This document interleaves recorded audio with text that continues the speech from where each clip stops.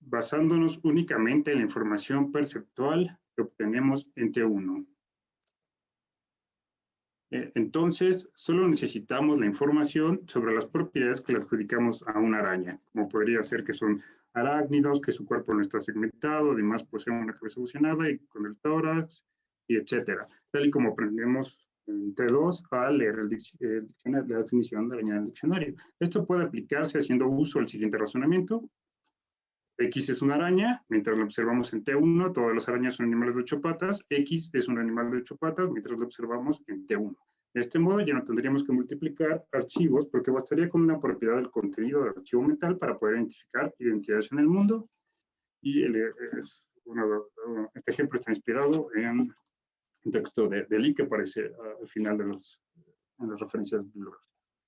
Por consiguiente, si entendemos a los archivos mentales como conceptos, es decir, como entidades abstractas con extensión e intención, podríamos apreciar la propiedad que poseen de almacenar información. Esto puede observarse si tomamos en cuenta que la extensión se refiere a todos los objetos a los que se aplica el concepto y la intención, los requisitos de aplicación del concepto al objeto. Posteriormente, para describir el carácter dinámico, el significado de las interacciones lingüísticas, nos centramos únicamente en la noción de archivos mentales propuesta por Lee. Estoy consciente de que esta es una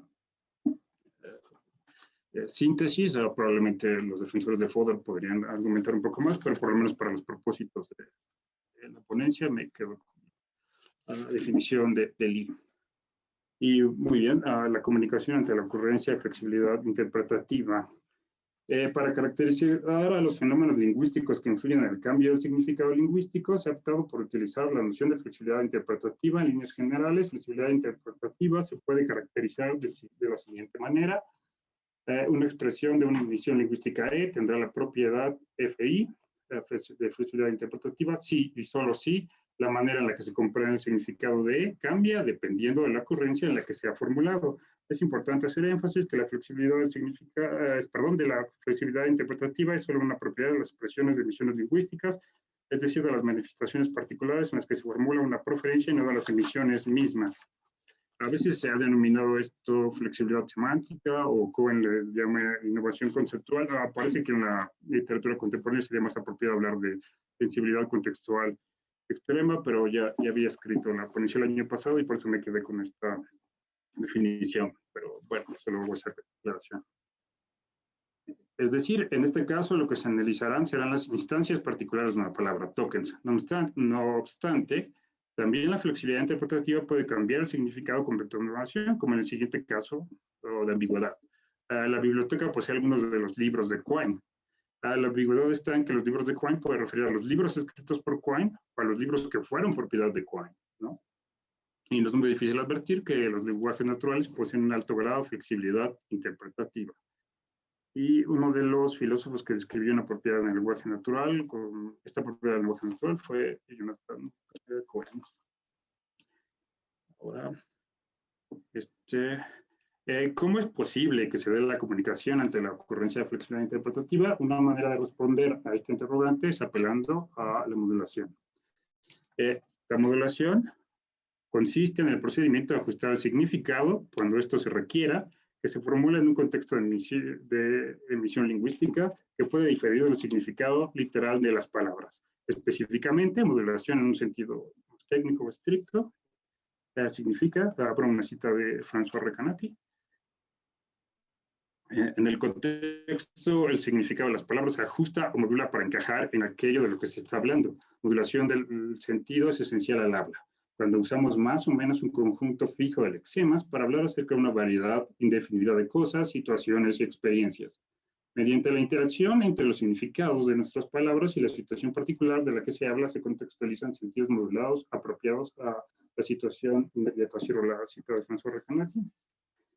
Y después, en otras palabras, modulación se puede entender como, esto es una cita de Karen Luis, al menos alguna instrucción pragmática es libre, al menos de lo que Recanati llama modulación, ajuste pragmático al significado de una palabra o expresión de una emisión lingüística. Ahora, para explicar estas citas, comento que cuando se habla de intrusión pragmática libre, se hace referencia a que esa intrusión, no depende del significado de la emisión lingüística, sino del hablante que usa la emisión lingüística.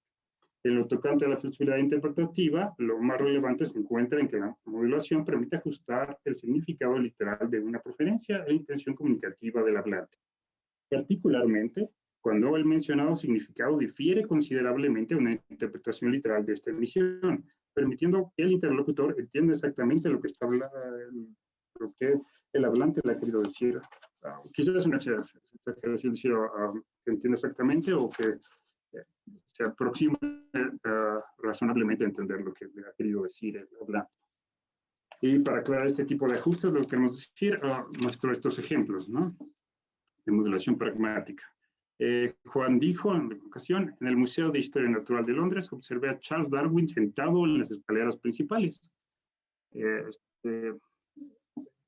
Esta preferencia podría considerarse en sentido estricto falsa, ¿no? Porque él no vio a Charles Darwin, ¿no? Pero bueno, o por lo menos si alguien la prefiere hoy en día, ¿no? Ahora, las condiciones de verdad intuitivas de esta oración consisten en establecer que lo que Juan observó fue una estatua de Charles Darwin. La modulación en este caso se encuentra en cambiar predicados, es decir, el hablante sustituye a Charles Darwin con estatua de Charles Darwin. Y el segundo ejemplo es, si un cocinero, es un ejemplo de Nürnberg, si un cocinero le dice a un mesero, el emparedado de jamón está sentado en la mesa 20, que es una expresión bastante común en la vida cotidiana, y cuando literalmente quiere decir, el cliente que ha ordenado el emparedado de jamón está sentado en la mesa 20. En este discurso, si la modulación se afectó adecuadamente, entonces el interlocutor, el mesero, entenderá el contenido de B, pese a que el hablante dijo solo A. La modulación es el mecanismo teórico que permite describir cómo los hablantes se comunican mediante variabilidad del significado. Se puede notar que al hacer énfasis en el enriquecimiento libre se está estableciendo aspectos metalingüísticos de la determinación del contenido de misiones lingüísticas. Depende de aspectos meramente pragmáticos, ¿no? Y bueno, como vimos anteriormente, la flexibilidad interpretativa es la propiedad de los lenguajes naturales en los que el significado de la expresión de una preferencia puede cambiar de ocurrencia en ocurrencia. La modulación es lo que permite que el interlocutor pueda entender lo que en cada ocurrencia particular, lo que el hablante quiso decir. Y cuando esto principalmente difiere del significado literal, como en los ejemplos que vimos previamente. Sin embargo, desde una perspectiva de la filosofía del lenguaje, puede pensarse que cualquier teoría del significado en la que se defienda que las palabras pueden adquirir casi cualquier significado, como podría dar la impresión de la modulación, terminaría convirtiéndose en una teoría del estilo Humpty Dumpty, lo cual aparece en un pasaje de True in the Looking Glass de Lewis Carroll, y Humpty Dumpty le dice a Alicia, gloria para ti. Después, cuando ella le dice que no entendió absolutamente nada, él responde que las palabras significan lo que él quiere que signifique. En consecuencia, desde esta perspectiva, las teorías que apelasen a modulación o mecanismos similares tendrían como resultado una teoría del estilo Humpty Dumpty, ya que la comunicación sería milagrosa, pero que no se contaría con un criterio lo suficientemente estable para explicar cómo los hablantes entienden expresiones de preferencias. Pero ¿cómo se podría soslayar este tipo de obsesión? Y bueno, la propuesta es haciendo énfasis en que los hablantes poseen archivos mentales en el sentido que propone Lee. Muy bien. Ahora, los archivos mentales son explicación de la flexibilidad interpretativa.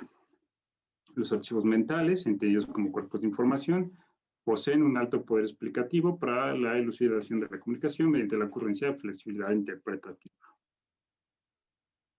Principalmente porque permiten actualizar la información que un hablante tiene sobre una entidad en particular a través de sus propiedades, ayudando a fijar lo que significó un hablante al verbalizar una preferencia. Para ejemplificar el modo en que los archivos mentales ayudan a explicar la modulación, que ocurre por la flexibilidad interpretativa, se verán dos casos.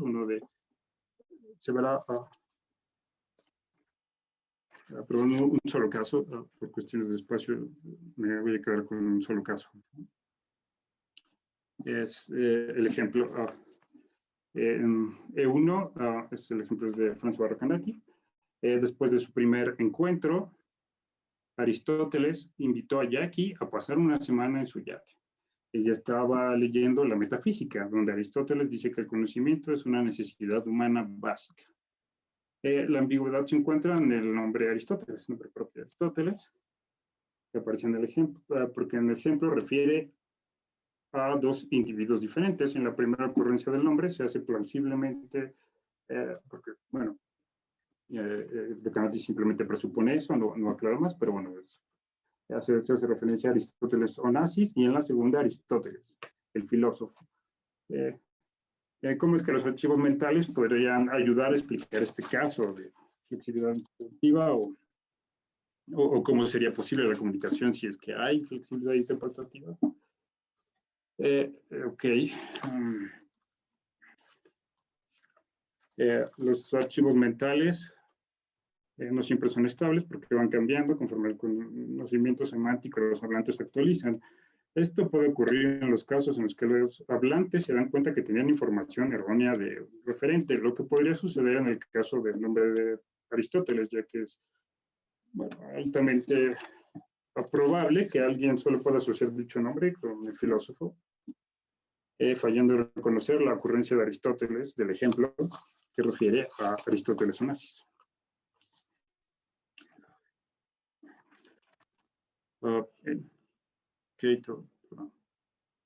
En líneas generales, bajo la teoría de archivos mentales entendidos como conceptos, una emisión lingüística ha sido comprendida por el interlocutor en el momento en el que él vincula, o ella, vincula los modos adecuados de presentación con las referencias manifestadas en una emisión lingüística. Dichos modos adecuados de presentación se presentan en los archivos mentales del interlocutor. En el caso específico de uno, depende de que el interlocutor pueda distinguir el modo de presentación para cada aparición del nombre Aristóteles. Los archivos mentales permiten almacenar información sobre propiedades de entidades. De este modo, se puede desambiguar, puesto que el interlocutor puede asociar el nombre Aristóteles con Jackie y así saber que refiere a Aristóteles Onassis, y asociar a la metafísica con Aristóteles, y reconocer que refiere al filósofo. Así podría establecerse cómo es que un interlocutor modula lo que significó una emisión lingüística en un momento particular de información. De emisión, porque posee archivos mentales que algunas veces permitirán describir cómo se desambigua el significado que potencialmente tendría una preferencia. De esta manera se tendría una explicación para la modulación ante la ocurrencia de flexibilidad interpretativa. Y en líneas generales, tomando en cuenta la tejidelidad de archivos mentales, una preferencia ha sido comprendida por el interlocutor en el momento en el que él vincula los modos adecuados de presentación con las referencias manifestadas en dicha preferencia. Estos modos adecuados de presentación aparecen por los archivos mentales del interlocutor. En el caso específico de uno, depende de que el interlocutor pueda distinguir el modo de presentación para cada aparición del nombre Aristóteles. Los archivos mentales permiten almacenar y referir información sobre entidades. De este modo, se podría desambiguar, puesto que el interlocutor puede asociar el nombre Aristóteles con Jackie, y así saber que refiere a Aristóteles Onassis y asociarlo con, bueno, esto ya lo había comentado. Y bueno, ya antes de pasar a las conclusiones, ¿por qué razones alguien querría mantener la modulación en su teoría de la comunicación? Bueno, parece porque si alguien quiere defender que los efectos pragmáticos fuertes influyen en el contenido semántico, o también una de las razones por las que alguien podría también aceptar esto o incluir en su teoría la modulación es porque no quiere depender excesivamente de una noción de verdad de la comunicación, o como tenían en cuenta los teóricos de la relevancia, Sperber y Wilson. Nosotros no tenemos que depender de manera tan estricta de la verdad para comunicarnos, como vimos en los ejemplos, son oraciones que en sentido estricto serían falsas, o a veces nosotros empleamos oraciones como estoy sentado en la mesa cuando no lo estoy, o dame tu teléfono. Entonces, cuando queremos solicitar el número telefónico de alguien, entonces no necesitamos por qué recurrir a una noción tan estricta de la verdad, y entonces la modulación nos ayudaría a explicar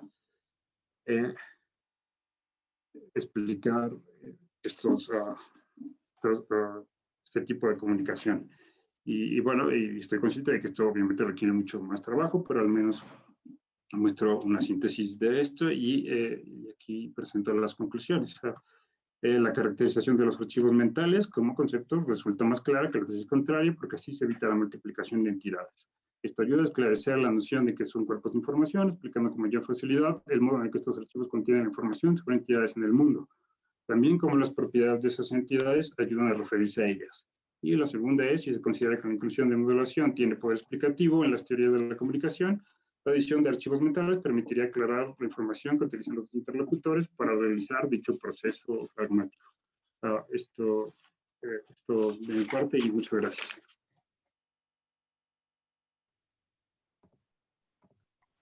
Okay. Muchísimas gracias a ti, Pablo David Chávez. Ahora vamos a abrir unos minutitos de discusión, de diálogo. No sé si hay alguna pregunta dentro de esta mesa o de los que nos acompañan en el simposio. Yo tengo una pregunta. Adelante, Miguel, por favor. Sí, solo tengo una duda, Pablo. Tomas mucho, o sea, bueno, vi que agarras bastante de Fodor, también no sé si hayas tenido alguna influencia un poco de esta analogía entre mente y computadora. Entonces, no sé si me podrías dar como un ejemplo mucho más ilustrativo de si realmente estás considerando que los archivos mentales son una especie de propiedad dentro de la mente, como una computadora, es una especie de RAM, o estás viéndolos de otra forma, porque si es en ese sentido, me gustaría saber cómo es que tú explicarías ese proceso, o si apuntalas en algún lugar de la mente esos archivos mentales de manera física. No, de hecho, por eso usé la tesis de Lee, que es opuesta a la de Fodor, pero sí había pensado en cómo podría desarrollarse eso, pero de hecho uso la tesis contraria exactamente para evitar ese tipo de problemas, porque parece mucho más plausible hablar de conceptos o atribuirle conceptos a los hablantes, y es por eso que uso la tesis contraria a Fodor.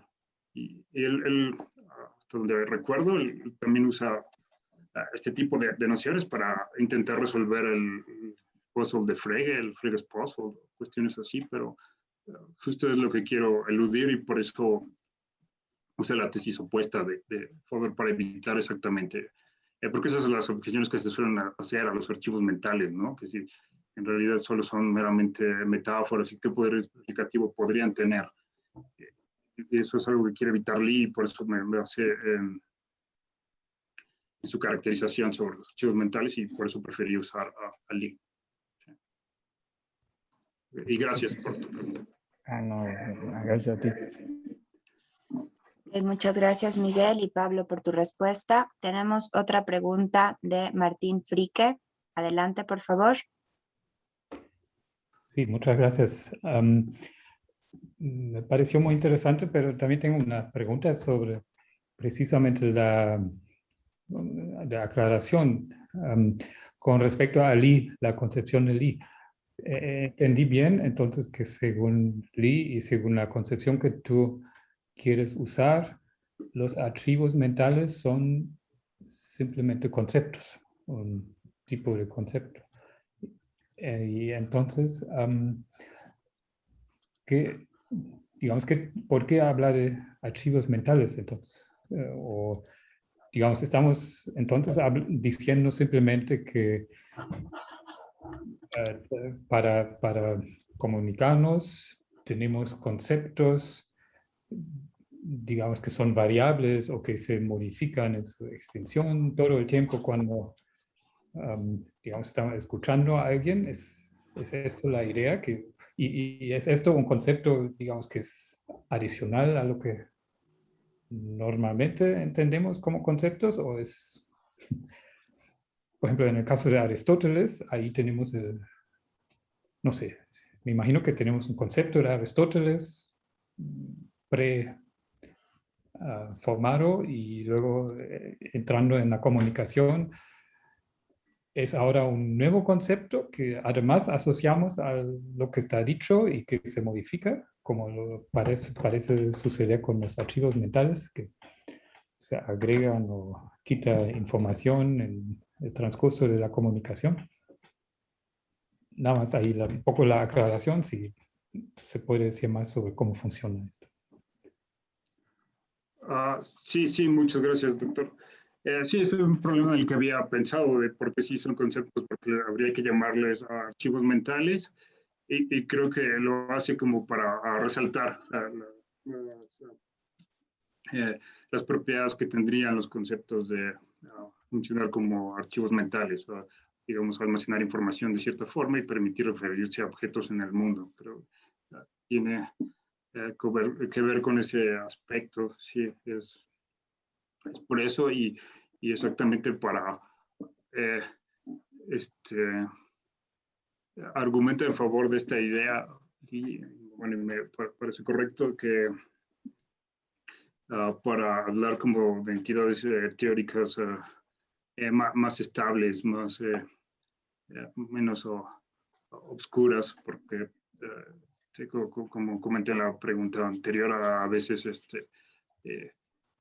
parecería una metáfora difícil de defender, ¿no? En términos físicos, como diciendo, es dónde están los hechos mentales y eso, y parece que por eso es que resalta esta característica de los conceptos para que de alguna manera sustituyan esta noción de archivos mentales.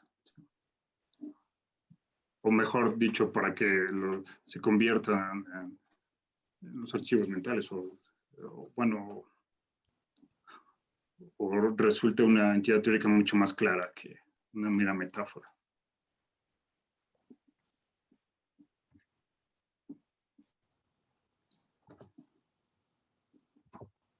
Ok, no sé si quiere decir algo más, Martín Frique, o fue... Ok, muy bien. No, gracias. Perfecto. Muy bien. Muchas gracias, gracias. doctor. Gracias, doctor. Bueno, tenemos otra pregunta, viene de Facebook de Erika Torres, que pregunta, si en lugar de hablar de archivos mentales se habla de conceptos, la discusión se desplaza al terreno de los conceptos. ¿Cuál es su estatus ontológico? ¿Cómo adquieren su contenido? ¿Cómo refieren? Es decir, ¿no se sale de los mismos problemas, más bien se trasladan a otro terreno?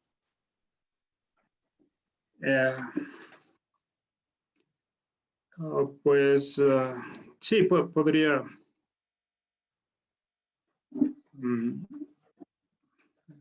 Bueno, sí, habría que hablar de las teorías sobre las posesiones de conceptos, ¿no? Que sería poseer un concepto o algo así. Pero bueno, al menos en esta especificación del I me pareció que podría servir, pero sí requiere clarificación sobre las teorías, pero bueno, al menos tal y como lo usa Lee, porque él resalta la idea de cuerpos de información, ¿bien? Define, sí, su definición de conceptos es hacia cuerpos de información. Sí tiene una noción más bien mucho más específica, pero gracias a Erika por su pregunta.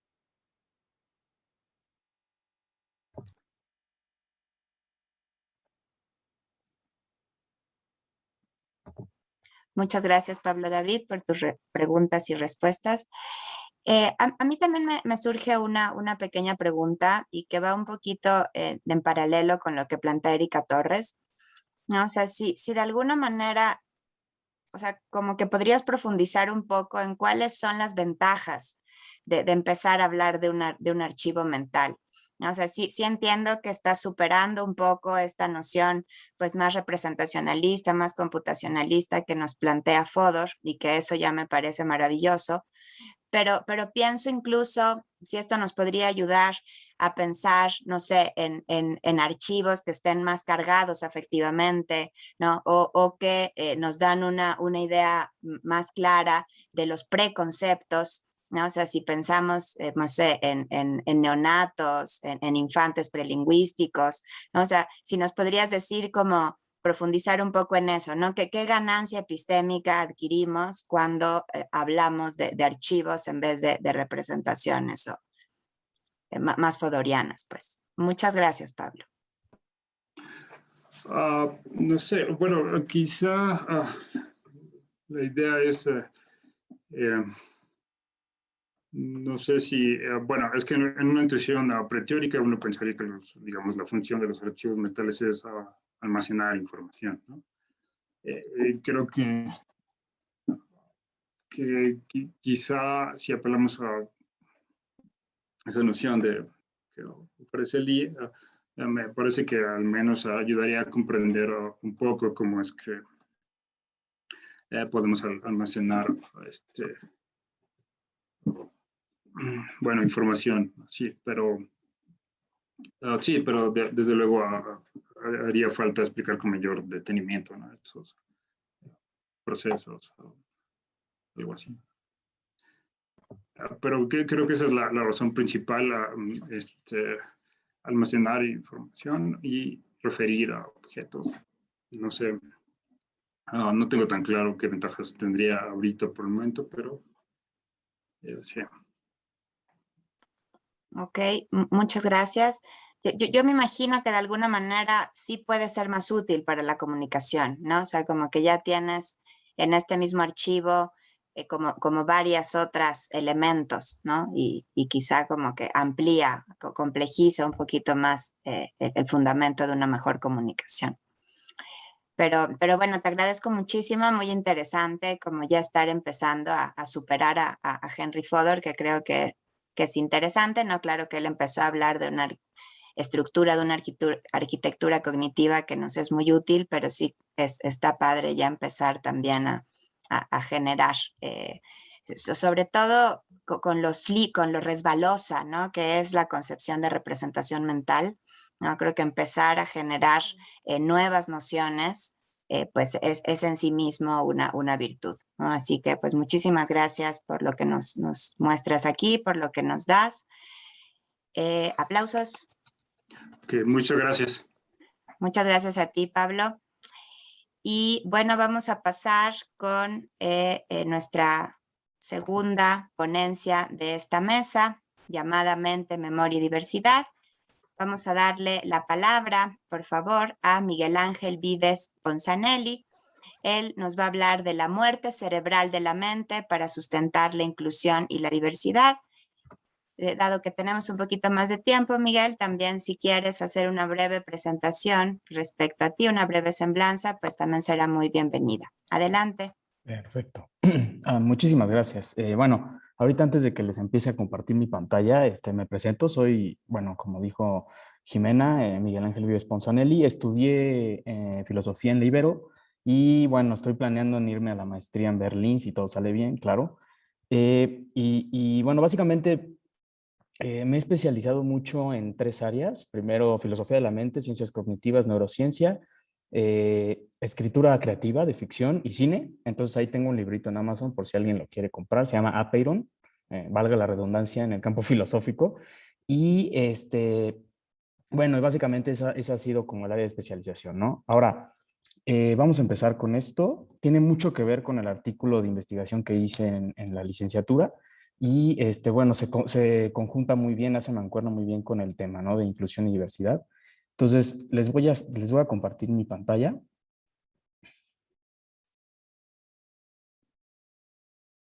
Un segundo.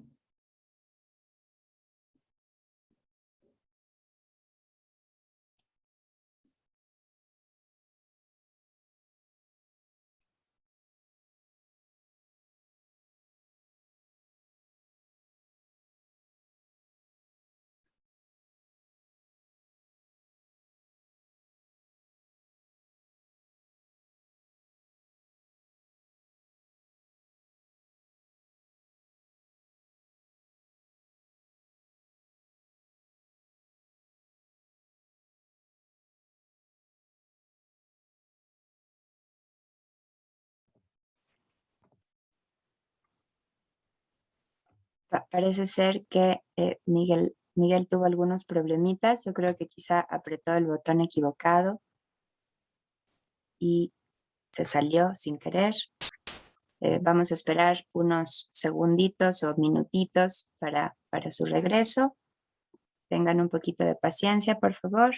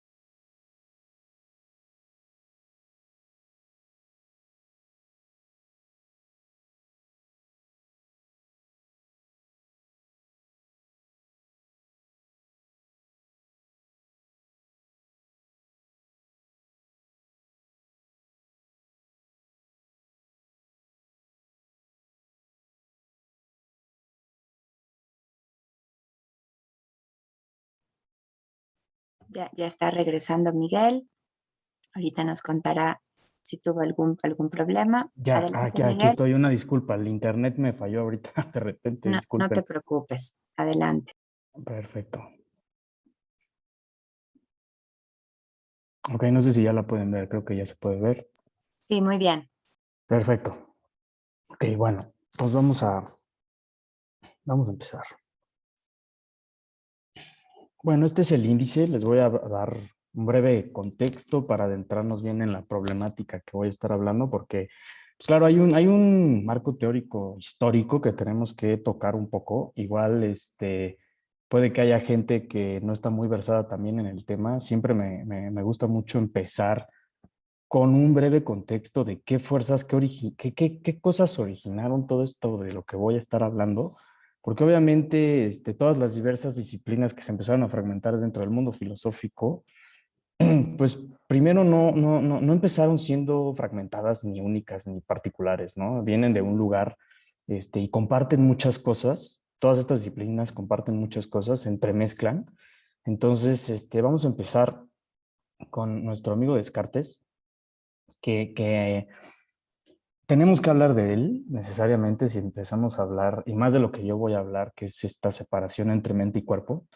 Entonces, pues, básicamente lo que hizo Descartes en la tradición filosófica, ¿verdad? Porque podríamos irnos a los medievales incluso con Aristóteles o Platón, y ellos ya estaban haciendo estas distinciones entre el mundo de los pensamientos y el mundo de terreno, mundano, corporal, pero de manera estricta y en lo que nos atañe aquí en filosofía de la mente, me parece que en las meditaciones metafísicas, René Descartes hace ya esta separación tajante entre mente y cuerpo, ¿no? Y digo tradicional porque en la escuela nos enseñan esto, ¿no? Incluso en la carrera y demás, no tocamos ni a Francisco Suárez con sus disputaciones metafísicas ni nada de eso, más bien entramos de lleno con Descartes. Y su planteamiento, a mi parecer, es bastante ilustrativo, muy pedagógico en ese sentido. Si es que le agarras a las meditaciones, porque luego usa un lenguaje un poco críptico, pero en particular en este libro, en este texto, es en donde él separa lo mental y lo físico. ¿En qué sentido, no? Él viene de una tradición que empieza a retomar, o más bien empieza a encontrar este sentido científico del mundo a partir de la terminación de la Edad Media, el resurgimiento en el Renacimiento de todas estas, de este interés empírico que podemos ver muy bien con Leonardo da Vinci, ¿no? La parte de la experiencia con la teoría empiezan a conjuntarse de nuevo, se empiezan a tirar muchas creencias religiosas que venían siendo verdades inmutables con estas disciplinas nuevas, ¿no? La física, la química, la astronomía, todas estas que no existieran, sino que tomaron terreno ante una religiosidad extrema en Europa Occidental, ¿no? Ahora, ¿qué es lo que pasa? Obviamente Descartes trae una tradición fuertísima en torno a estas ciencias, ¿no? Él ya está instruido en astronomía, física, él es el papá de la geometría analítica. Entonces él tiene toda esta matematización de su pensamiento y eso se proyecta fuertísimo en todo su trabajo, ¿no? Entonces en las meditaciones metafísicas lo que hace es separar a la mente del cuerpo, entendiendo la mente como res cogitans, ¿no? O sea, la parte racional, la parte que piensa, la parte que hace análisis, separa, entiende el mundo, no el cuerpo no entiende el mundo, es la mente la que lo hace, ¿no? Entonces la mente es la que da cuenta de lo que sentimos. O sea, realmente, y por eso por eso me gusta mucho hablar de Descartes en ese sentido, porque lo que él plantea, ya en una interpretación mucho más moderna, es los datos sensibles del mundo, si los tomamos de manera bruta, no nos dicen nada. Realmente lo que nos dice algo de estos datos sensibles brutos del mundo es la traducción mental que hacemos de ellos. Y de ahí viene nuestra comprensión, ¿no? Entonces son distintos, a la mente es algo distinto del cuerpo. El cuerpo es corporal, el cuerpo es físico, el cuerpo muere, decae y la mente en un sentido muy estricto y cartesiano no sucede eso, ¿no? No es material, la mente no es material. Sin embargo, percibe elementos sensibles del mundo material. Y ahí es donde empieza esta problemática, porque por supuesto que hubo muchas críticas, ¿no? A Descartes en esta misma época de contemporáneos, ¿no? Y la primera crítica fue, pues, ¿cómo demonios se comunica algo inmaterial con lo material? ¿No? Y aquí es el surgimiento del problema mente y cuerpo. O sea, ¿cómo demonios podemos hacer o cómo demonios podemos explicar que algo inmaterial que es la mente y que, aparte, como dice Descartes, nos ayuda a traducir, analizar, sintetizar todas estas memorias, todo lo que ustedes quieran, nos ayuda a entender el mundo material y aparte tenemos cuerpo, ¿no? ¿Cómo traducimos eso? ¿Cómo lo explicas? ¿Qué pasa? Ni siquiera Descartes pudo dar una explicación realmente buena que resolviera el problema. O sea, dio muchas. Obviamente se apuntaló en Dios, ¿no? Porque pues es jesuita, ¿no? Y bueno, tiene esta tradición detrás y no puede dejar de lado la parte sagrada y religiosa. Y Dios es como este Deus ex machina, ¿no? Nos da la solución a un problema que parece no tener solución. Entonces, el asunto quedó truncado en una solución religiosa que no nos da suficiente explicación para dar cuenta de esa comunicación de algo inmaterial con lo material. Ahora, toda esta problemática surge de aquí, ¿no? De esta separación, problema mente y cuerpo, por eso dualismo, ¿no? Dualismo cartesiano. Son dos sustancias, por así decirlo. La parte mental y la parte corporal. ¿Qué pasa ahí? El tema con esto es que en filosofía de la mente y en el desarrollo posterior de filosofía de la mente, esta influencia cartesiana se quedó en un rezago atroz. O sea, no es que siga vigente, sino que sigue estando esa pregunta, ¿no? ¿Por qué? Porque se apuntaló ahí el ejercicio y la reflexión filosófica posterior, se apuntaló en esta distinción entre mente y cuerpo. Ahora, ¿qué pasa? ¿Qué va a pasar? ¿A dónde vamos a ir con esto? La propuesta, y creo que mucho viene de lo que hizo Descartes en ese momento histórico, es un materialismo, o sea, el resurgimiento de un materialismo, ¿no? ¿Por qué resurge un materialismo? Regresemos. Recuerden que la percepción y la concepción del mundo cartesiana es sumamente física y científica. Entonces hay una parte corporal que para Descartes yo solo puedo entender el mundo de manera medible. O sea, yo lo mido. Así es como yo lo entiendo.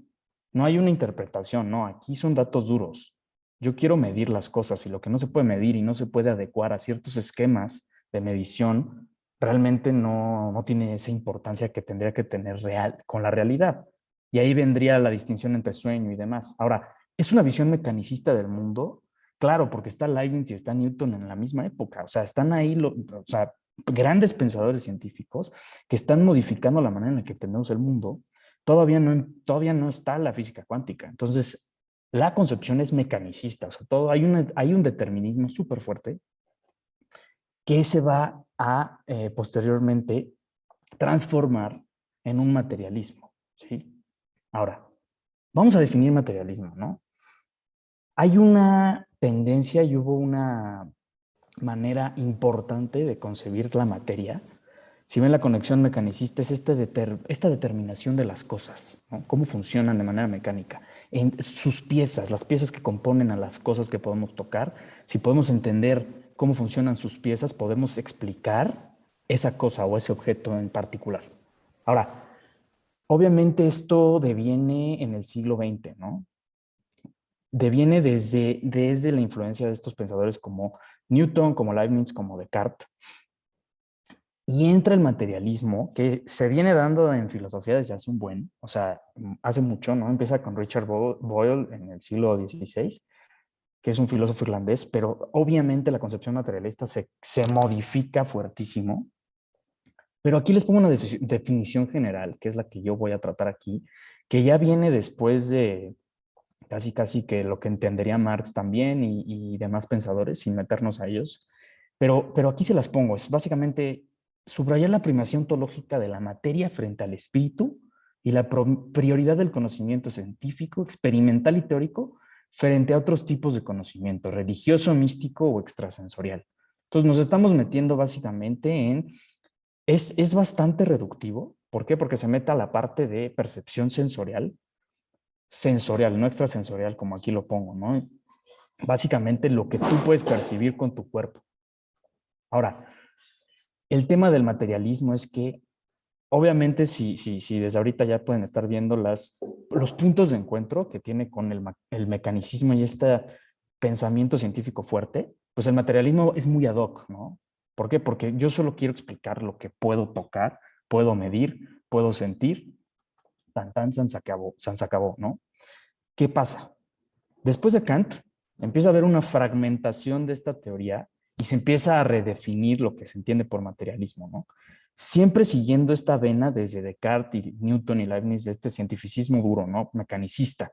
Ahora, cuando entramos al siglo XX con la influencia kantiana, influencia incluso marxista, hegeliana, todos estos filósofos súper importantes que, pues, si estudias filosofía los tienes que ver a fuerza de una u otra forma.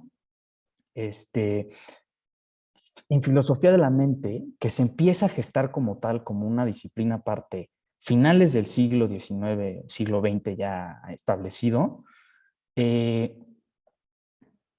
es lo que sucede? El materialismo, que ya se va a estar entendiendo casi como como sinónimo del fisicalismo, es el progreso científico que se viene dando a finales del siglo XX, que no había habido una revolución como la que hubo en el siglo XVI y XVII, ¿no? Y XVIII, porque la ilustración, ¿no? Y Kant tiene mucho que ver con esto.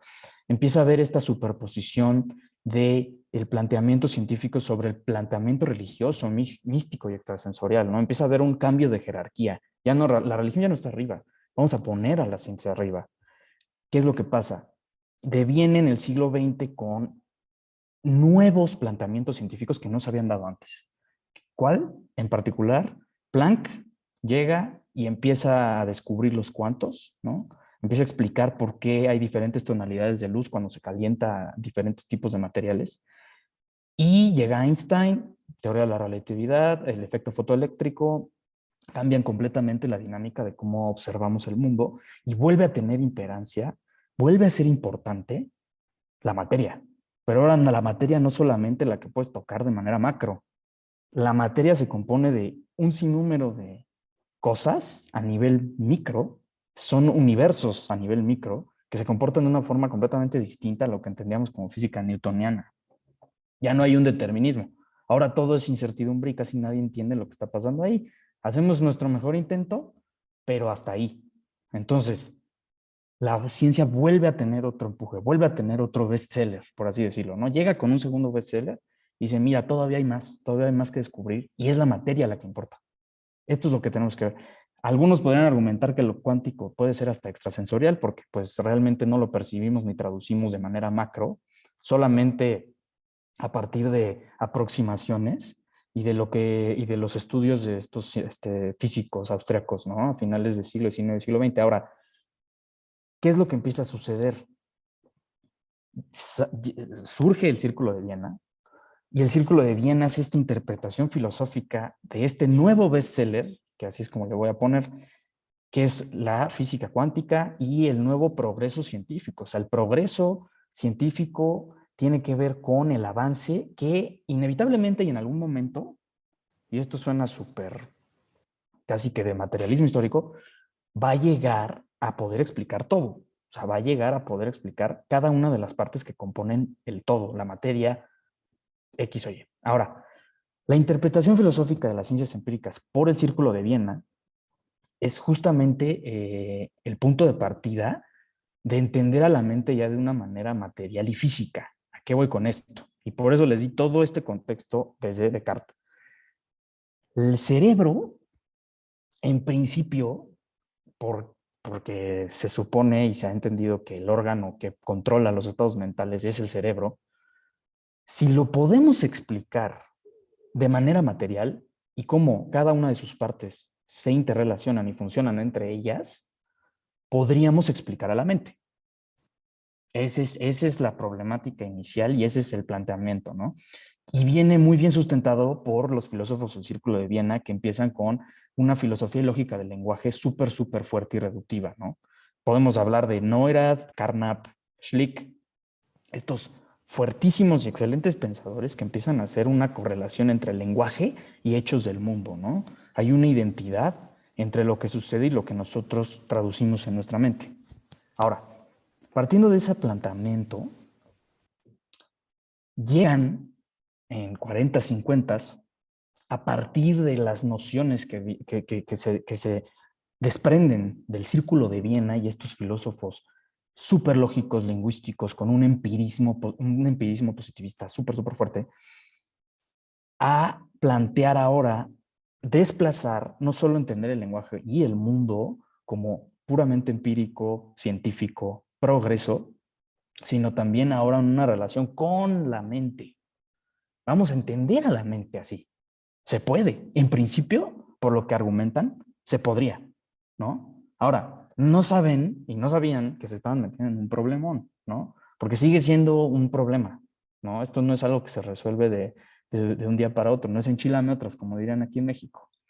Entonces, lo que pasa es que plantean ellos, U.T. Place y Herbert Feigl en particular, plantean hacen dos papers, ¿no? En estos dos papers empiezan a plantear algo que se llama teoría de identidad, que viene completamente apuntalado y sustentado por este materialismo físico que el Círculo de Viena ya empieza a plantear como una postura muy fuerte para entender el mundo. O sea, la mejor manera de entender el mundo es un esquema científico, empírico, experiencial, ¿no? ¿Por qué? Porque vean los avances de la ciencia, vean cómo hemos podido llegar a explicar un mundo que no sabíamos que existía hasta ahorita, el mundo micro, ¿no? Entonces hay una mezcla entre determinación e indeterminación. Sin embargo, la jerarquía sigue dándole el aprovechamiento, sigue dándole el beneficio a la ciencia por sobre de otras disciplinas, ¿no? Y esto se traduce fuerte en el planteamiento filosófico que hace Place y Feigl sobre la mente, ¿no? ¿Qué es lo que pasa? ¿Qué es la teoría de identidad? La teoría de identidad lo que plantea es que los procesos y estados mentales que tú tienes en la mente, que tenemos en la mente, son idénticos a los procesos y estados del cerebro como ente físico. Es decir, la manera en la que funciona el cerebro, de manera física, destellos eléctricos entre neuronas y su química material, son exactamente lo mismo que lo que sucede en la mente. Les puedo poner un ejemplo. Cuando tú sientes emociones, el responsable de que tú sientas emociones es el sistema límbico que se ubica en la parte orbital del cerebro, ¿no? Entonces, para explicar las emociones, simplemente tendremos que explicar qué correlación hay entre los químicos que se disparan, los destellos eléctricos que se comunican entre las neuronas para información, y cómo se comporta materialmente el cerebro cuando sucede eso, ¿no? Entonces, en principio, podríamos decir que estamos explicando las emociones. Ese es uno de los principales problemas y también uno de los principales argumentos, ¿no? de esta postura. Obviamente viene del fisicalismo y el nombre lo dice todo, ¿no? Es físico. La parte física es la que determina la parte mental. O sea, hay una correlación de identidad, ¿no? Ahora, y con más fuerza aún, ¿no? Porque antes estaba esta disciplina, la psicología, ¿no? O sea, sigue estando, pero antes la psicología se ocupaba de estos estados emocionales, de estos estados mentales, de la experiencia subjetiva de las personas. Pero, ¿qué pasa? Pues llega la química neuronal y nos damos cuenta, como el ejemplo que les di anteriormente, que hay química dentro del cerebro, hay ciertos procesos, hay ciertas sustancias, hormonas, que influyen en la manera en la que nosotros nos comportamos. Por supuesto que hay estados mentales que no son normales, por usar una palabra, porque no soy fan de la palabra, pero estados mentales que no son normales, que se pueden atribuir a problemas químicos en el cerebro, ¿no? Por bipolaridad, depresión, ansiedad, de diversas cosas que podremos atribuir solamente a problemas químicos.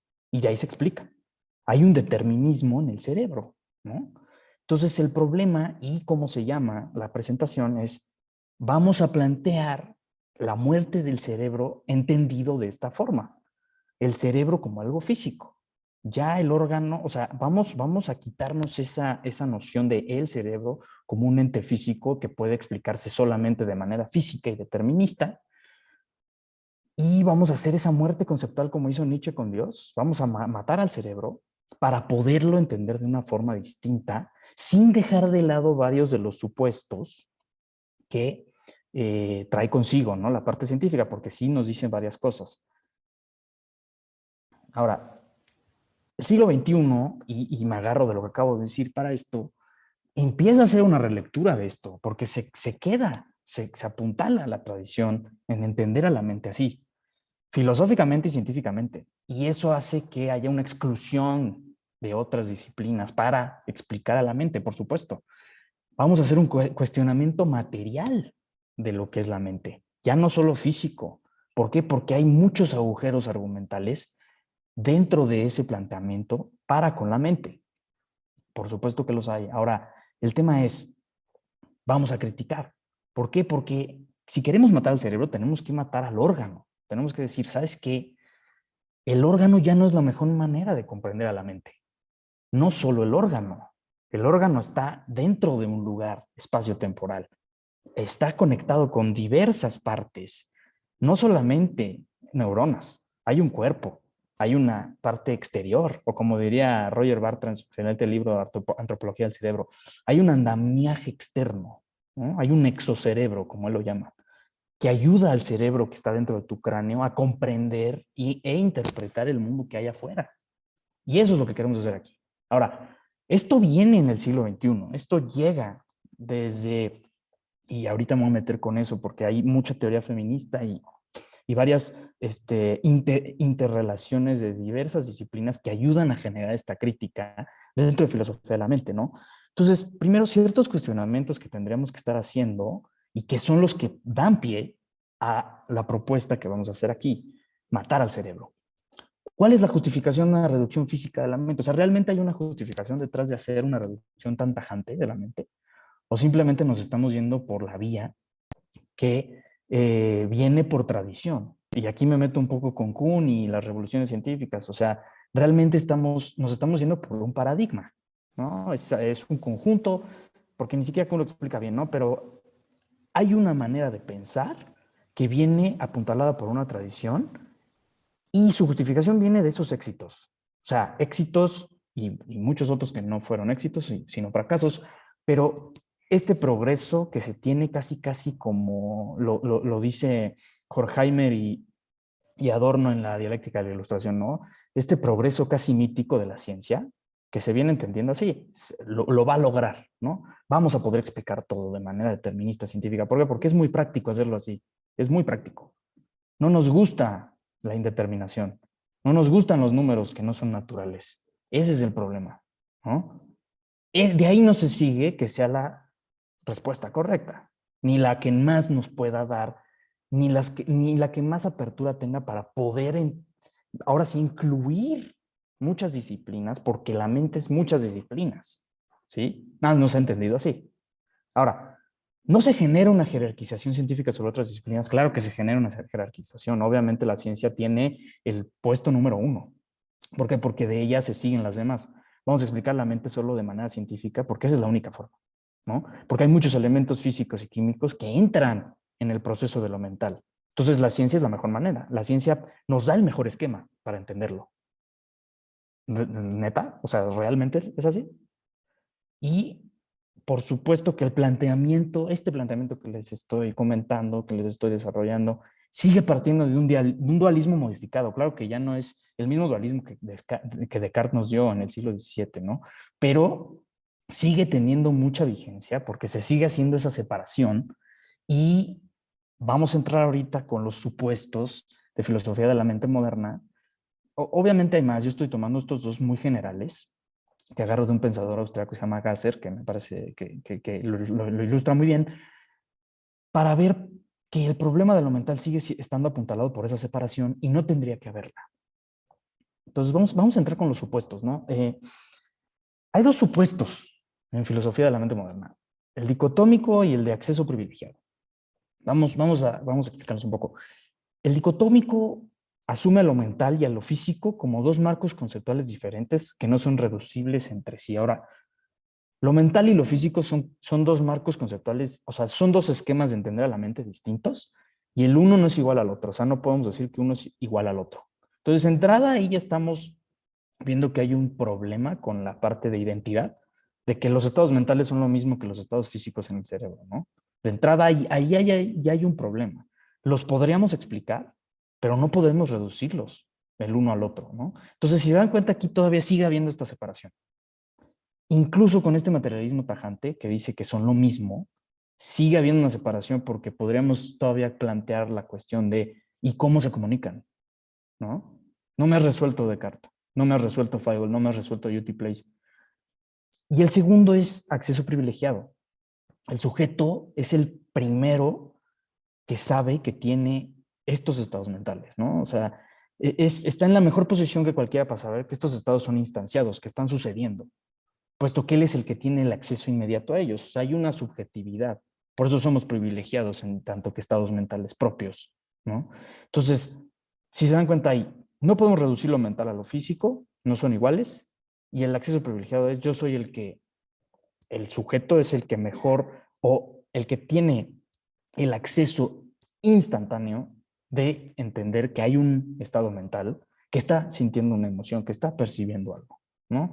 Entonces, si se dan cuenta, sigue habiendo esta distinción, ¿no? Entre lo mental y lo físico. Sigue estando. Y estos supuestos parte todavía de ahí. Es interesante tenerlos en cuenta porque me parece que son muy ilustrativos, pero vamos a, y eso es el chiste de la filosofía, ¿no? Vamos a problematizar esto, ¿no? Sino que la pregunta es movimiento, ¿no? La pregunta genera un problema, como diría Bergson. Hay que generar un problema, hay que ver dónde está el problema. Ahora,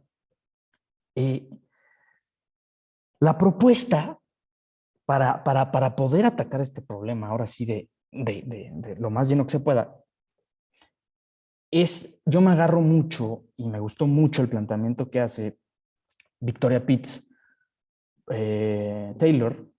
Ella es una filósofa feminista, tiene, bueno, sus textos son muy ilustrativos, me parece que ha hecho muy buenas aportaciones a esta parte, a este panorama. Y en su libro The Brain's Body, que habla de neurociencia y política corporal, propone esta tesis, ¿no? O sea, el cerebro importa. ¿Cómo importa en el pensamiento social? Es una preocupación de este libro. ¿Cómo importa materialmente o se vuelve sí mismo? Es otra. Estas preguntas entre saber y ser, de discurso y biología, están interrelacionadas. Entonces, si se dan cuenta, lo que ella está planteando aquí ya es una mancuerna que no va a dejar de lado la neurociencia, pero la va a entremezclar con la corporalidad y lo que pasa con la corporalidad en el terreno de lo cultural y de lo social. Porque tenemos un cuerpo. Como dice el título, y me encanta el título, somos un cuerpo cerebral. No somos solo cerebro. ¿Sí? Ya no hay que separar al cuerpo. Y el cuerpo interactúa de manera social. La experiencia corporal nos da experiencias significativas. No solo somos el cerebro. El cerebro solo es un cableado casi como de computadora. Si lo dejamos ahí, son solamente nervios y el cerebro, sistema nervioso, electricidad. Somos más que eso. La experiencia viene también de la corporalidad.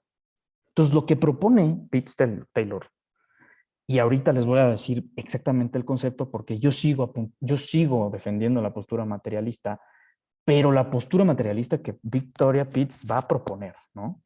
Entonces, ¿qué pasa? Ella ya nos dice, hay una jerarquía científica que excluye otras disciplinas que puede plantear la manera de naturalizar desigualdades sociales. Porque si este conocimiento o este marco es el mejor para explicar el mundo, lo que de ahí se concluya puede ayudarnos con una fuerza argumental brutal a naturalizar desigualdades sociales, ¿no? Y aquí entraría también la parte del género, entraría la parte cultural de exclusión, entraría la parte de la gente que vive en estados de pobreza extrema, que de una u otra manera a las clases sociales altas, a la política en general, les conviene que estén ahí. ¿Por qué? Porque su desarrollo mental, cerebral y corporal no va a ser el mismo. que con personas que sí pueden comer todo el día, todos los días, de manera nutritiva. O sea, hay una correlación entre la salud química del cerebro y el cuerpo con la manera en la que nosotros concebimos y percibimos el mundo. Por supuesto que la hay, ¿sí? Y de igual forma, ella va a hablar también de la parte del cerebro que ya no está, el cerebro no es sexuado, el cerebro no tiene sexo, ¿sí? Y ella no se sale de la parte material, ella sigue diciendo, la mente está en el cerebro, pero el cerebro no es solo el órgano, es todo el organismo, ¿sí?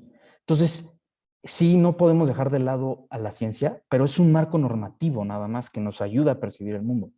Ahorita la neurociencia, ya hay neurociencia cultural, neurociencia social, que agarra de otras disciplinas porque hay una interdisciplinariedad que antes no se daba. ¿Por qué? Porque la ciencia era la que tenía el dominio de la mente para explicarla. Entonces, mira, lo que diga la psicología, la filosofía, la sociología, todas estas disciplinas, pues mira, sí, o sea, está padre, pero el argumento fuerte es la ciencia, ¿no? Los datos duros. Pues ¿sabes qué? Ya no, porque tiene muchos agujeros. Muchas teóricas feministas hicieron esta relectura crítica para poder plantear esta nueva dinámica, ¿no? Sin dejar de lado lo material, porque el cuerpo es muy importante, ¿no? Entonces, la cultura, la sociabilidad, la manera en la que interactuamos unos con otros, no es que haga el órgano, tú naces con cerebro, pero la intersubjetividad, la identidad, se genera a partir de esas interacciones que no estarían sin tu cuerpo, que no estarían sin la parte física, material del órgano, por supuesto, pero también con este andamiaje, y me gusta mucho esto de Roger Bartra, el exocerebro que ayuda al cerebro que está dentro de tu cráneo a poder traducir todo. O sea, si solo te quedas en el cerebro, eso es como un 50% de la mente. El otro 50% está en tu cuerpo y la manera en la que interactúas con el mundo externo, ¿sí?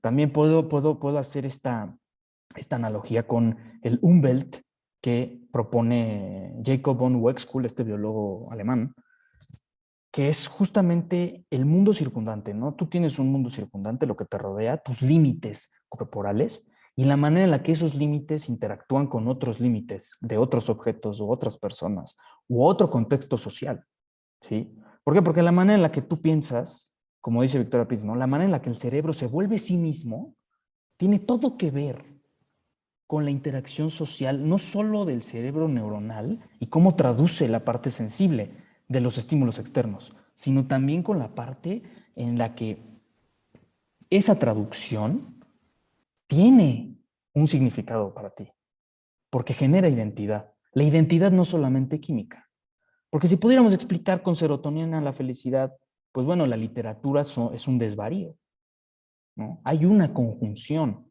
interdisciplinar que ha dado una definición de la mente muchísimo más rica, enriquecedora, que provee un avance que solamente quedarnos con este marco tan duro y normativo de la ciencia física materialista fuerte, ¿no? Ahora, ¿qué es lo que ella hace? Porque es muy interesante cómo el cuerpo de manera performativa da significado, ¿no? Un ritual bailado tiene un significado que modifica la manera en la que percibes el mundo, sin duda. Y eso tiene una correlación con tu cerebro y las neuronas y la manera en la que tú percibes ese acto. ¿Claro? Ahora, ¿cómo salva esto? Porque se puede meter otra vez en el juego materialista y decir, ¿sabes qué? Pues yo puedo explicar todo a partir de procesos físicos en la mente.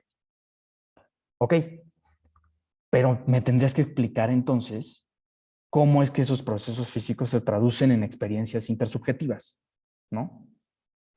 ¿Qué es lo que ella hace? Ella propone esto que se llama neomaterialismo, que a mí me parece muy, muy interesante. Neomaterialismo de nuevo, o sea, sigue siendo un materialismo nuevo, ¿no? Por así decirlo. Es una nueva manera de entender el materialismo conjuntando todas estas disciplinas para no caer otra vez en esta reducción científica tajante de la mente, ¿no? Que no deja que otra disciplina meta de su cuchara. ¿Por qué? Porque, pues mira, primero no es medible, no es empírico, no es experiencial, no lo puedo reproducir en experimentos.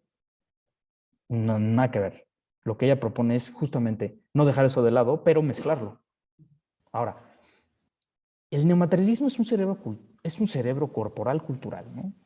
Y aquí les pongo los puntos, o sea, se los desmenuzo para que vean, ¿no? O sea, acepta el mundo fundamentalmente como material, gobernado por las estructuras que la ciencia ha construido, pero niega la determinación inamovible de sus suposiciones y las entremezcla con factores completamente móviles. O sea, lo que dice la ciencia no es inamovible.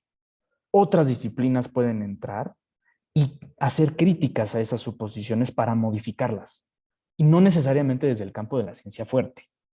¿Sí? Entonces, a mí me parece que eso nos da otro panorama, un abanico de oportunidades para entender a la mente de una forma completamente distinta. ¿Sí? Aquí les pongo una frase de ella que me gusta mucho, o sea, no solo la mera influencia de la cultura en la neurobiología, sino también la inmanente multiplicidad de la materia neural en sí misma, su rechazo a ser completamente predecible. Entonces, a lo que estamos yéndonos es a no ser, a que la materia cerebral no es predecible en un sentido determinista fisicalista, ¿no? Sino que el cerebro es plástico. Hay una plasticidad material. El cerebro se puede modificar neuronalmente y físicamente se modifica. ¿Sí? Tú puedes vivir sin la mitad de un hemisferio de tu cerebro. El cerebro compensa errores físicos y materiales. El cerebro cambia todo el tiempo. Ya esta noción de que a los 20 y tantos años deja tu cerebro de crecer la materia gris y la mielina, no es cierto. Todo el tiempo hay plasticidad. Todo el tiempo, todo a lo largo de tu vida, tu cerebro está todo el tiempo cambiando, porque es plástico, porque hay una correlación, hay un efecto de lo que hay afuera, de lo que percibes, con la manera en la que tu cerebro lo traduce. Hay una concatenación, hay una mancuerna entre estas dos partes, ¿no? Afuera y adentro. Entonces tú eres tu cerebro y tu cuerpo también. Ese es el tema, ¿no? Entonces no estamos dejando de lado esto, más bien lo que estamos haciendo es que lo estamos criticando. Sí, hay material, ¿no? El mundo es material. Y hay una materialidad micro que es el mundo cuántico, y acordemos aquí de una vez, yo no estoy desmintiendo ni negando la parte extrasensorial ni mística. ¿Okay? Ese es otro tema para otro momento. En este particular sentido solamente estoy hablando de la influencia que la mente tiene con la parte externa y cómo la percibe con el cuerpo, ¿no? Por supuesto que hay que criticarlo y por supuesto que influye mucho. El marco con el que tú percibes el mundo tiene todo que ver con lo que has vivido, las experiencias corporales que has tenido, sin dejar de lado la química del cerebro, porque claro que influye, ¿no? Ese es el tema de Victoria Pitts. Ahora, ¿qué podemos hacer?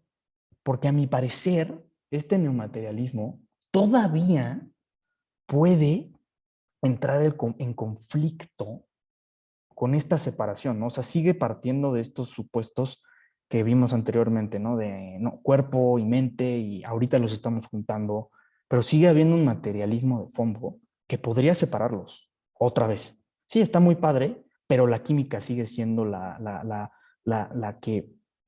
química y el cerebro parece que son el centro del cuerpo.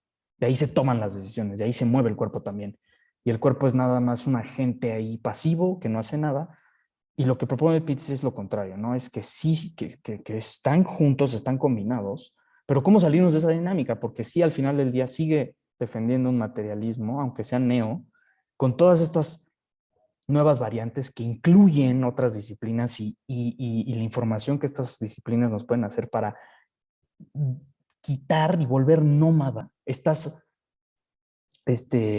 preconcepciones y estas verdades inamovibles que la ciencia tiende a hacer, ¿no? ¿Cómo podemos hacer eso? Pues a mi parecer, hay una manera de hacerlo, y creo que es justamente disolver el problema mente-cuerpo, ¿no? O sea, creo que ese es el principal agujero que viene de Descartes. O sea, sigue estando, y el planteamiento de Victoria Pitts viene de poder conjuntar mente y cuerpo, ¿no? Pero sigue estando esa problemática. El pensamiento, el concepto, la idea es inmaterial, el cerebro es material, ¿qué pasa ahí, no? Obviamente esto sigue sin resolverse como tal, no trato de resolverlo, simplemente estoy dando una variante, ¿no? Una forma de poder resolver, de poder entender mejor, concatenando el neomaterialismo, para salir de este agujero y entender a la mente sin sin la distinción mente-cuerpo, sin esa distinción. Ahora, ¿qué propongo? Yo propongo que haya un neomaterialismo, ¿no?, que ya está quitando la jerarquización y está planteando esta inclusión de todas estas disciplinas para poder entender a la mente desde diversos puntos de vista, que me parece, y valga la redundancia con la ciencia, sería lo más objetivo de hacer. Con un hilemorfismo de la mente. El hilemorfismo de la mente viene de Aristóteles, claro. No me quiero meter en temas de alma ni nada de esto, pero para Aristóteles, y en mi interpretación, el alma no es algo extracorpóreo, sino que es algo que es parte del organismo, que le da el movimiento, o sea, no es algo fuera de. El alma es ya el organismo dado que le da forma a aquello que constituye el organismo como tal. O sea, entonces hay una comunicación entre la forma del cuerpo y la mente también, la manera en la que percibimos el mundo, ¿no? El cerebro en estricto sentido no es las neuronas que lo componen ni tampoco únicamente el órgano. Bajo este esquema, el cerebro sería el conjunto de neuronas integradas que lo conforman, y no solo eso, tendría que entenderse como parte del organismo y no separado de él. Entonces, si hacemos la conjunción entre neomaterialismo y hilemorfismo, el neomaterialismo de Victoria Pitts y este hilemorfismo de la mente, podremos salirnos de esta problemática de separar mente y cuerpo y entenderlo como un organismo, como una unidad, ¿sí?, que se ve afectada por lo que lo rodea y en sí mismo afecta la manera en la que percibe eso que lo rodea. Hay una correlación. Lo de afuera lo traduce, cómo lo traduce, afecta la manera en la que va a volver a ver el mundo. Produces filtros, como si pusieras filtros en una foto de Instagram, así es como hay esa afección mutua, de afuera adentro, adentro afuera. Ahora, esquiva el problema, más no lo resuelve. Hay que tener esto muy claro, no lo resuelve. ¿Por qué? Porque lo que hacemos es, la ciencia abstrae, separa en sus partes y toma una postura de tercera persona para explicar esos procesos. Pero estamos en el tema de que no podemos hacer eso porque los estados mentales son en primera persona. Entonces no podemos explicar estados mentales a partir de una tercera persona, ¿sí? Ese es así lo esquivamos así. Vamos a hablar en primera persona. ¿Y qué es lo que pasa? Con los marcos de la ciencia, por supuesto, pero teniendo en cuenta que esos marcos son en tercera persona y son el 50% de lo que sería entonces la mente. Somos en primera persona y percibimos en primera persona. La abstracción en partes quita ese planteamiento.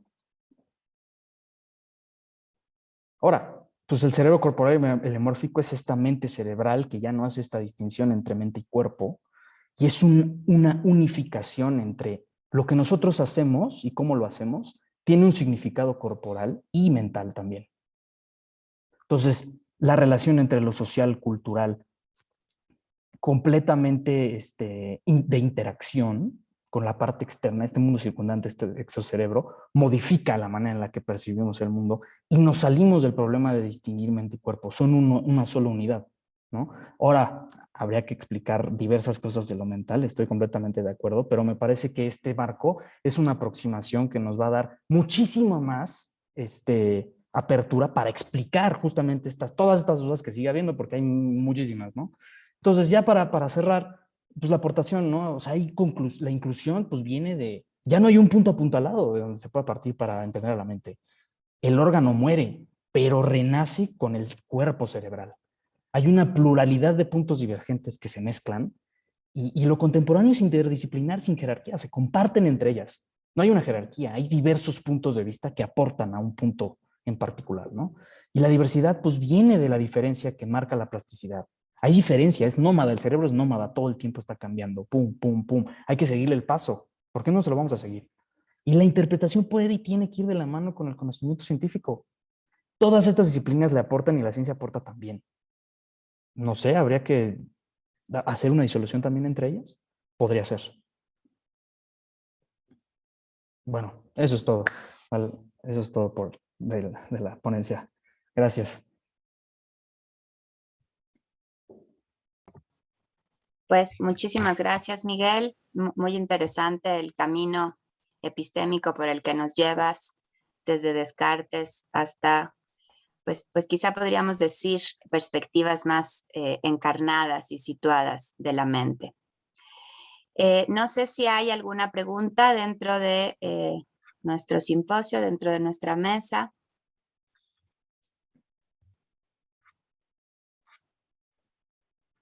Ok, bueno, mientras se animan, yo sí tengo algunas preguntas.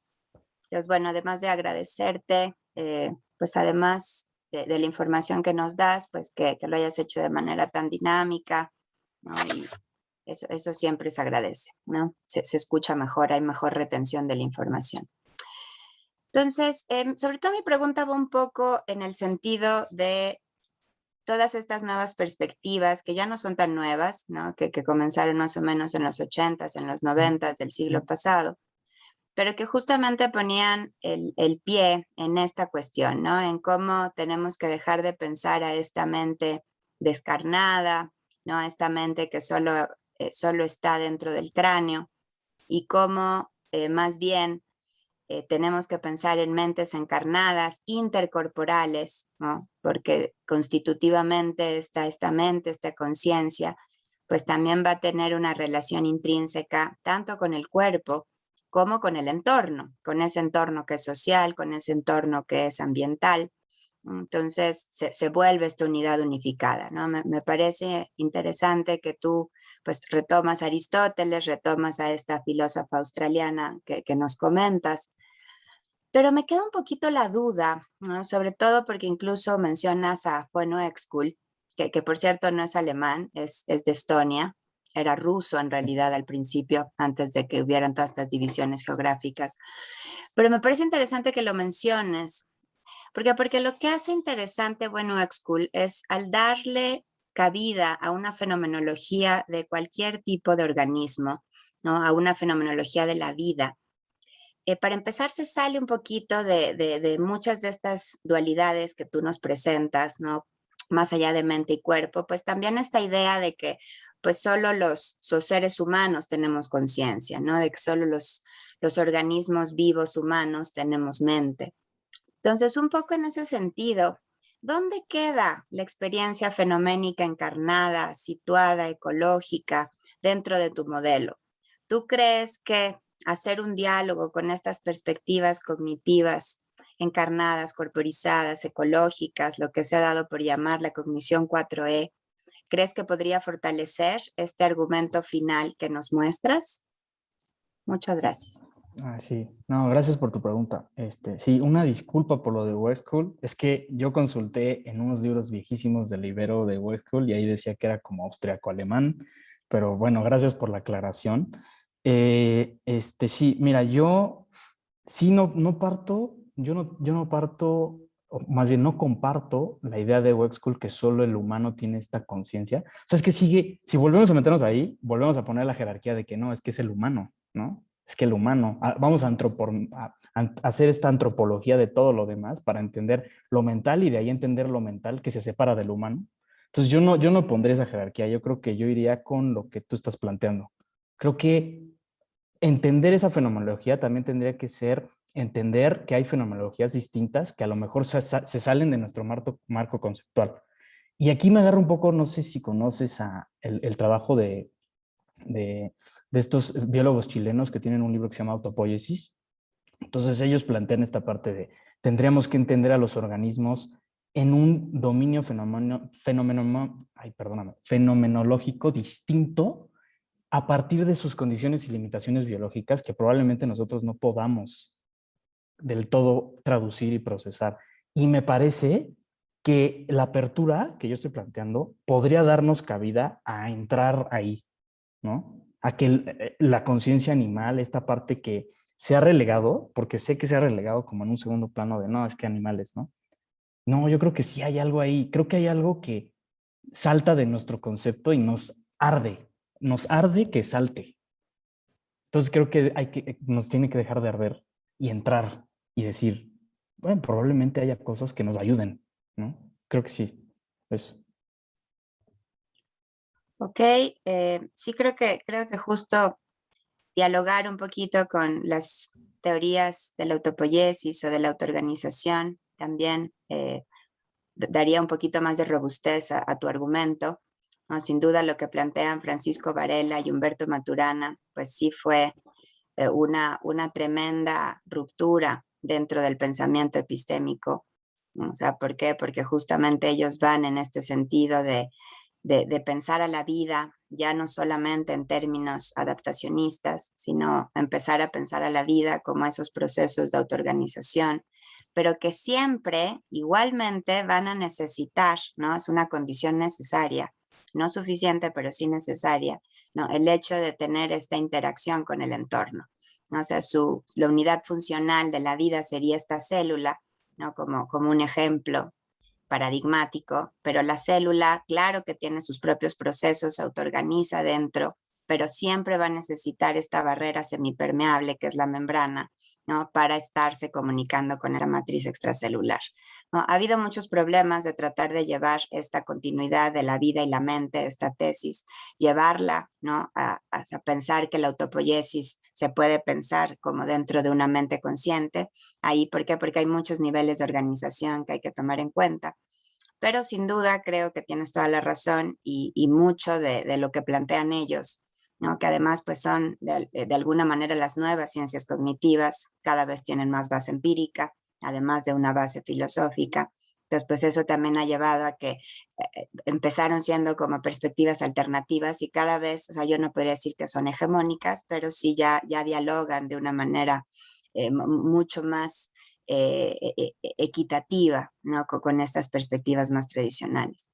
Y sí creo que sin duda, o sea, sería bueno que además de Aristóteles, además de esta filósofa australiana, ¿no? Pues como que lo llevaras a esas partes, ¿no? Yo creo que la cognición corporizada, que tiene una visión más naturalista, más biologicista, ¿no? Una epistemología más naturalizada y a la larga también más sociológica, ¿no? Porque es eso, o sea, esta relación constitutiva de la mente con el entorno no solamente es física, ¿no? El ser humano es un ente social, ¿no? Constitutivamente también, nacemos en pares, ¿no? No podemos nacer solos, necesitamos la crianza, ¿no? Entonces, como también esa mente consciente, pues siempre va a estar constituida por esta interacción que tenemos por los entornos sociales.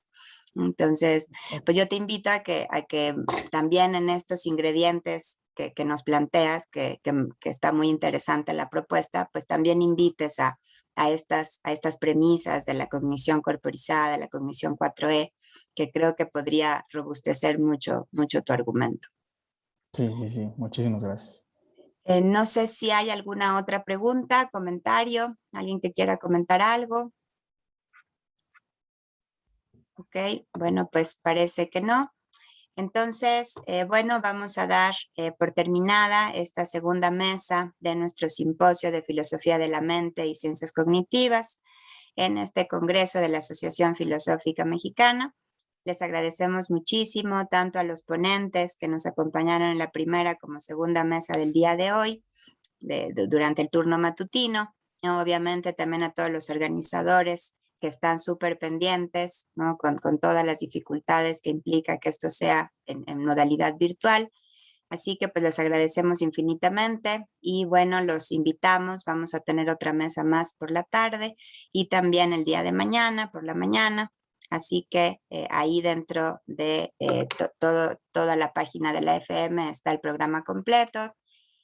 También hay resúmenes de todas las ponencias que se van a presentar, así que bueno, los invitamos a asomarse en la página y pues nos vemos en la tarde. Muchísimas gracias a todos, hasta pronto. Adiós, Adiós muchísimas gracias a Pablo, ustedes. muchas gracias Miguel, que les vaya muy bien. No hay de qué, Martín, con mucho gusto que hayas estado con nosotros.